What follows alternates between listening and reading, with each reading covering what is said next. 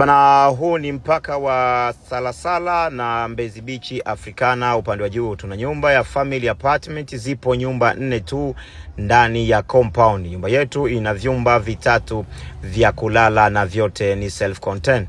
Umeona nyumba nzuri, safi, standard, panafikika vyema sana.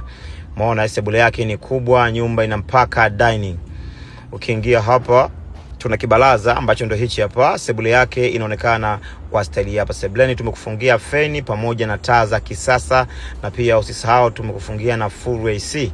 Umeona hapa, ukisogea mbele hapa ni dining. Ili eneo lote unaloliona ni la dining. Nyumba imekaa kifamilia kabisa, haina changamoto yoyote. Unaweza ukalipia na ukahamia muda huo. Umeona jikoni kunaonekana hivi, makabati yanaonekana kwa style hii hapa, na pia tuna store ambayo ni hii hapa, ndio store yake.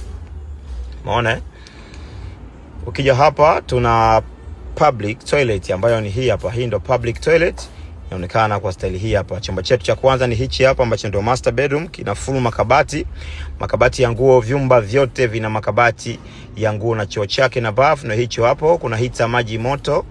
Na pia chumba chetu kingine cha pili ni hichi hapa na choo chake na bafu ndio hicho. Chumba cha mwisho ni hichi hapa ambacho ni cha tatu.